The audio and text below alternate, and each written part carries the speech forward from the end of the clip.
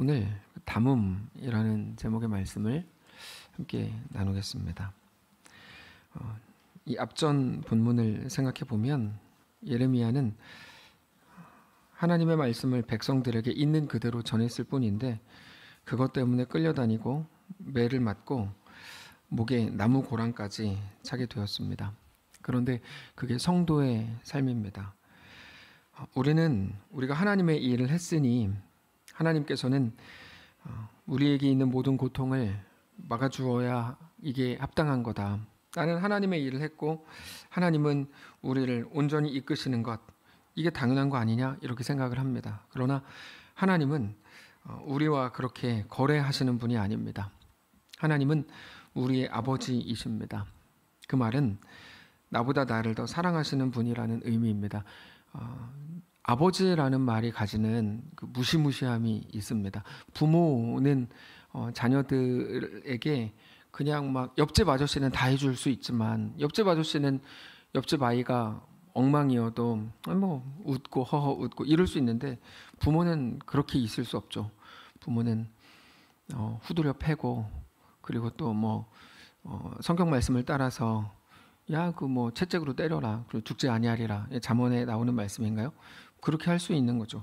그러니까 부모는 그 옆집 아저씨랑은 다른데 그게 부모인데 하나님은 우리의 아버지이시다. 성경은 그렇게 설명하죠. 그래서 우리에게 언제나 좋은 길로, 언제나 쉬운 길로, 언제나 편한 길로 우리를 이끌 수 없는 겁니다. 부모이시기 때문에. 단지 우리에게 잘못이 있어서 그 일을 우리가 당해야 된다거나 또는 하나님이 능력이 없어서 우리가 그런 일을 당하는 게 아니다. 뭐 이렇게 말씀을 하시는 겁니다. 그게 종과 자식의 차이입니다. 종은 시키는 일만 하면 됩니다. 종에 대해선 어떤 기대도 없습니다. 그냥 거기까지입니다. 근데 자식은 가르칩니다. 훈계를 하고 때려서라도 가르칩니다. 부모의 마음이 어떤 건지 알아야 합니다. 부모의 마음을 계승하는 자리까지 자식은 가야 되기 때문입니다. 그래서 때로는 화도 내고 짜증도 내고 너 왜 못 따라와? 라고 하기도 하는 거죠.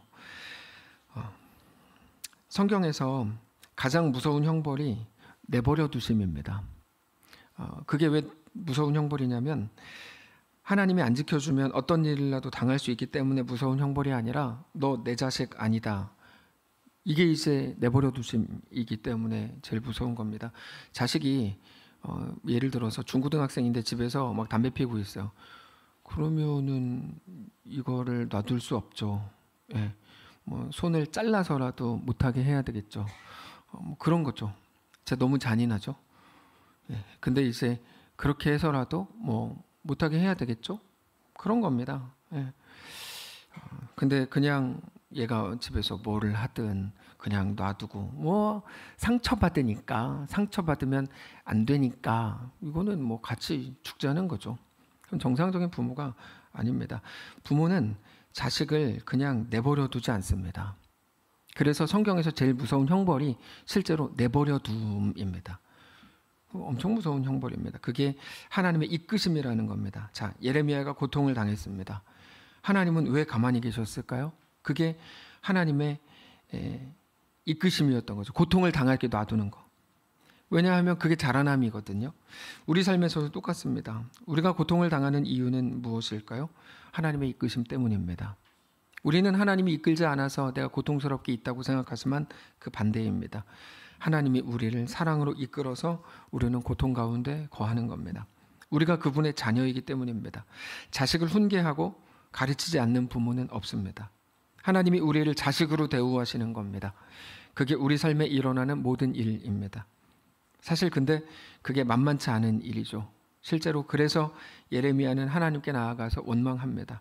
이게 뭡니까? 내가 이런 일을 당하는데 왜 하나님은 보고만 있습니까? 라고 예레미야가 소리를 지르는 게 20장에 나오는 내용입니다. 당장 7절을 보시면 여호와여 주께서 나를 권유하심으로 내가 그 권유를 받아 싸우며 주께서 나보다 강하사 이기셨으므로 내가 조롱거리가 되니 사람마다 종일토록 나를 조롱하나이다. 내가 말할 때마다 외치며 파멸과 멸망을 선포함으로 여호와의 말씀으로 말미암아 내가 종일토록 치욕과 모욕거리가 됨이니이다. 이해가 안 되는 거죠. 왜 이렇게 놔둡니까? 예레미야가 하나님의 말씀을 전한 것 때문에 얼마나 큰 고통과 조롱과 핍박을 받았는지 우리는 충분히 짐작할 수 있습니다. 난 하나님이 시키는 대로 했고, 그러나 그것 때문에 이렇게 조롱거리가 되고 핍박을 받았습니다. 나는 매일 하나님의 명령대로 멸망만 선포합니다. 그래서 더 조롱을 받습니다. 이런 말입니다. 근데 우리 같으면 내가 하나 봐요 이제 이럴 것 같은데 다시는 안 해요. 근데 예레미야는 전혀 반대의 말을 합니다. 9절부터 보시면 내가 다시는 여호와를 선포하지 아니하며 그의 이름으로 말하지 아니하리라 하면 그 뒤에 어떻게 되죠? 나의 마음이 불붙는 것 같아서. 그러니까 예레미야도 막 안 하겠다고 하나님께 막 외쳤던 것 같아요. 근데 하나 봐요 내가 이제 하나님 시키는 대로 내가 하나 봐요. 내가 뭐 설교 하나 봐요. 예를 들면 이런 식으로만 했는데 그러면 나의 마음이 불붙는 것 같아서 골수에 사무치니 답답하여 견딜 수 없나이다. 나는 무리의 비방과 사방이 두려워함을 들었나이다. 그들이 이르기를 고소하라 우리도 고소하리라 하오며 내 친한 친구 벗도 내가 다 내가 실족하기를 기다리며, 그러니까 내가 망하기를 주위 사람들이 막 다 기다리는 거야.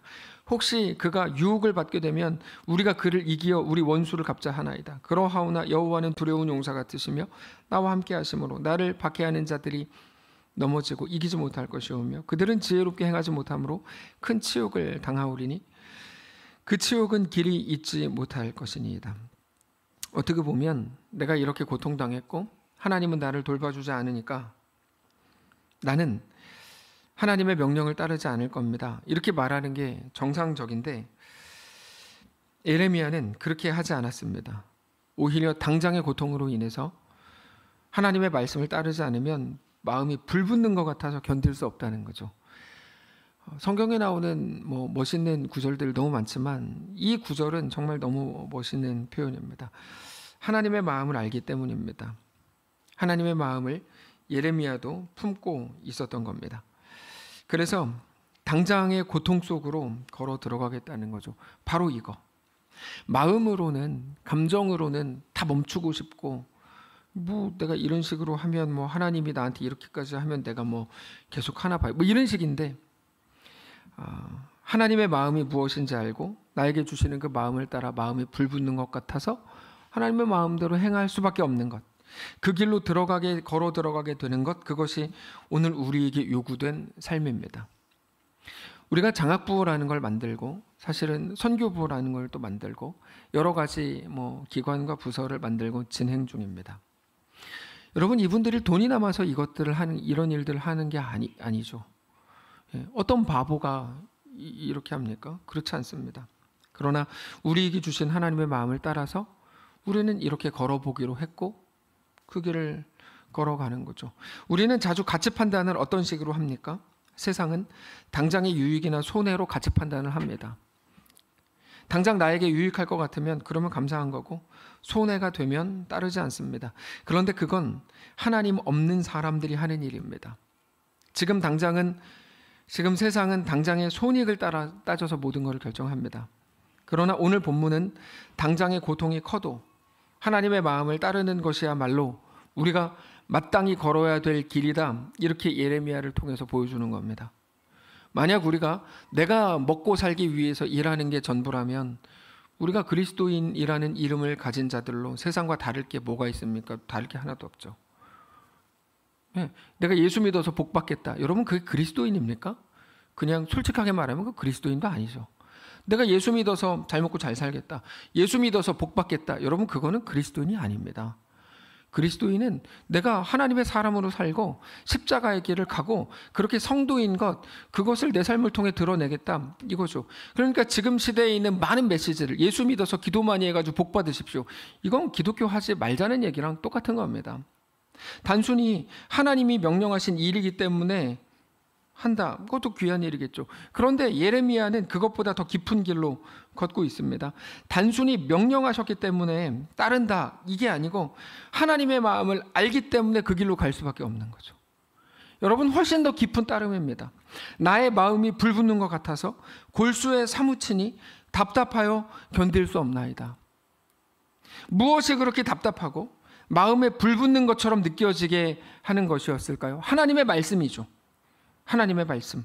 하나님이 주시는 마음이 그것 때문에 막 불타는 겁니다. 그래서 거기 이끌리는 거고 그렇게 하나님의 사람이 되어가는 거죠. 그게 하나님의 다스리심 앞에 서는 겁니다. 우리가 옳은 길로 가고 선한 길로 가고 더 정의로운 길로 가는 게 하나님의 다스리심을 받는 게 아니라 하나님이 주시는 마음을 따라서 가는 게 하나님의 다스리심을 받는 겁니다.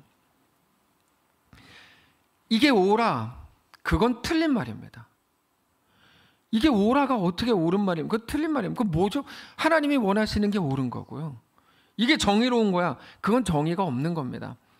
하나님의 마음을 따르는 게 정의로운 거거든요.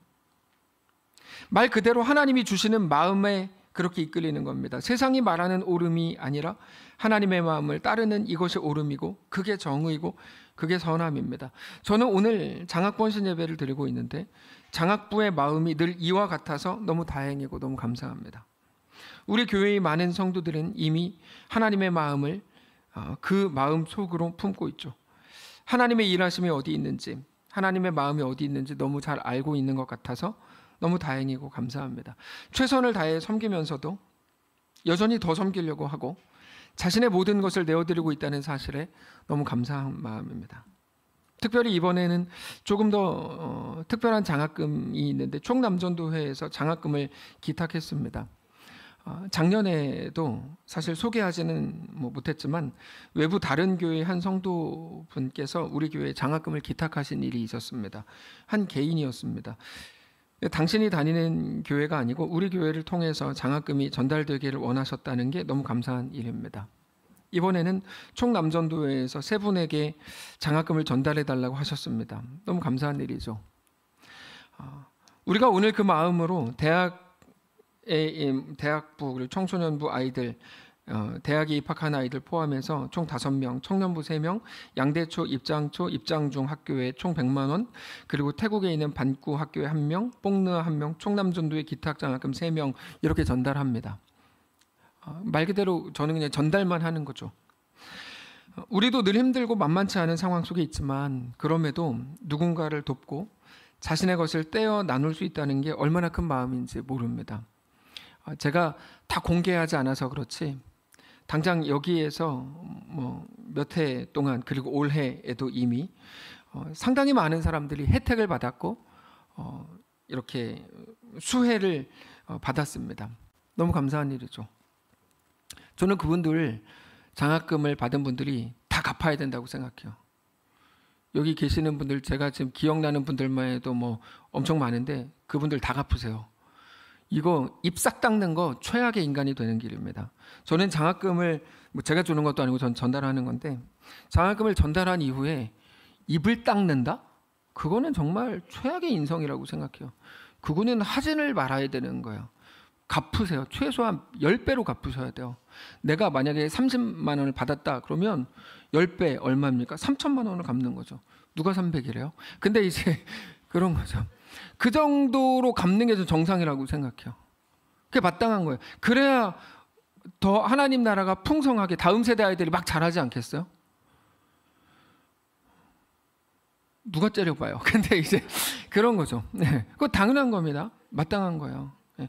그래서 예전에는 우리가 봉사하는 학생들 위주로 주었다면 저는 사실 개인적으로 반대입니다. 완전 반대입니다. 봉사하는 아이들이 받게 되면 자기가 봉사한 대가로 받는다고 착각합니다. 그건 옳지 않습니다. 봉사와 관계없이 받을 수 있어야죠. 그래서 문구를 장학증서의 문구를 이걸 짜는데 시간이 한참 걸렸어요. 이렇게 짰어요. 우리는 위 사람이 자신의 전 인생 속에서 하나님께 더욱 이끌리는 자로 세워지는 모습을 보기 원하는 마음으로 입장제일교회 장학 대상자로 선정합니다. 정말 그거를 보고 싶은 거죠. 이 사람이 자신의 전 인생 속에서 하나님께 이끌리는 자로 세워지는 모습을 너무 보고 싶은 거예요. 그래서 돕고 후원하는 거죠. 네. 이 사람들이 공부 더 잘하게 되고 공부 열심히 해서 좋은 대학 가면 관심 없습니다. 여러분 공부 열심히 해서 좋은 대학 가십시오. 별 관심 없습니다. 우리가 정말 해야 되는 일은 그런 일은 아니죠. 네. 사실 자기의 영달을 위해 공부하잖아요. 그리고 좋은 대학 간 사람들이 정치인 돼가지고 우리나라 다 망쳐놓고 있잖아요. 전 정치 혐오가 좀 있거든요. 근데 그거는 우리가 할 일은 아니죠. 우리가 할 일은 한 사람 한 사람이 그리스도인으로 온전히 세워지는 것, 그것이죠. 그래서 너무나 힘든 속에서도 누군가를 돕고 자신의 것을 떼어 나눌 수 있다는 것은 너무 귀한 일이라고 생각하고, 전 진심으로 장학부 모든 분들을 존경합니다. 이름은 올라가 있지만 아직 행하지 않는 분들에게는 채찍을, 그러나 열심히 하는 분들에게는 당근. 너무 감사한 일이죠. 그건 희생이나 헌신의 마음보다 더 큰 하나님의 마음을 품고 있는 것이기 때문입니다. 저는 그것이 오늘 말씀을 볼 때 나의 마음이 불붙는 것 같아서 골수에 사무치니 답답하여 견딜 수 없나이다, 그 마음일 거라고 확신합니다. 나의 마음이 불붙는 것 같아서 골수에 사무치니 답답하여 견딜 수 없나이다. 말씀을 정리하겠습니다. 저는 오늘 우리들의 삶에도 이와 같은 일이 있기를 원합니다. 하나님의 말씀은 우리 마음에 그렇게 담는 겁니다. 하나님이 기뻐하실 일을 생각하는 거고 그 길로 가보기로 하는 겁니다. 단지 이게 나의 마음을 편안하게 하고 나에게 더 큰 만족을 주기 때문이 아니라 하나님과 함께일 수 있는 결정들을 하기로 하는 겁니다. 이게 예수 그리스도의 흔적을 우리 몸에 새기는 겁니다. 근데 그게 무작정 고생이다, 그렇지 않습니다. 왜 그런가 하면 우리가 한꺼풀을 벗기고 우리 삶을 들여다보면 가볍고 자극적인 것들이 주지 못하는 깊은 기쁨과 만족을 그때 비로소 알게 되기 때문입니다. 그래서 13절 이렇게 말해요. 이거는 예레미야의 고백입니다. 방금 전까지 하나님을 원망하려고 그랬던 예레미야의 고백. 여호와께 노래하라. 너희는 여호와를 찬양하라. 가난한 자의 생명을 행악자의 손에서 구원하셨습니다. 예레미야의 마음속에는 그의 현실을 뛰어넘는 기쁨과 감사와 찬양이 있었던 거죠.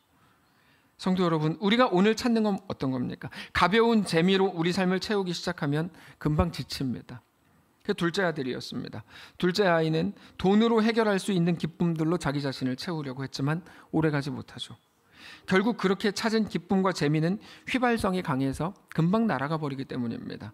그러나 예레미야가 찾은 이 기쁨, 이 만족과 행복은 예레미야를 그 깊은 고통 속으로 넉넉히 걷게 하는 힘이 될 만큼 놀라운 것이었죠. 그래서 믿음은 정말 엄청난 겁니다. 믿음은 고생이라고요? 모르는 사람들이 하는 말이죠. 믿음이 얼마나 강력한 기쁨이요, 환희요, 얼마나 대단한 희열인가 하면 고통 속도 걸어가게 할 만큼 엄청난 겁니다. 정말 엄청난 거죠. 네. 사랑하는 성도 여러분, 오늘 우리의 삶에 하나님의 이 말씀을 담게 되시기를 원합니다. 우리의 마음을 하나님께로 향하게 되시기를 원합니다. 우리 모든 마음과 생각이 하나님을 향하게 되고 그렇게 하나님께 오늘 또다시 속하게 되는 놀라운 은혜가 있게 되시기를 바랍니다. 기도하겠습니다. 하나님, 그 기쁨으로 우리 인생이 채워지게 하옵소서. 그 열정과 그 희열로 가득 차게 하옵소서. 돈 버는 기쁨 당연히 크죠. 돈 쓰는 기쁨 더 크겠죠. 그러나 하나님께 내 인생을 내어드리는 기쁨, 하나님이 나의 왕입니다 고백하는 그 기쁨, 하나님으로 인해 만족하는 그 만족이 우리 삶을 얼마나 행복하게 하고 얼마나 기쁘게 하는지 마음껏 누리는 우리의 삶이 되게 하시옵소서. 그 믿음으로 우리는 오늘 장학번신 예배를 드리고 그리고 또 많은 다음 세대 아이들, 또 여러 성도들에게 우리가 가진 것의 일부를 오병이어처럼 떼어 나누어 주려고 합니다. 그들의 인생 속에 하나님께 이끌리는 모습을 보고 싶습니다.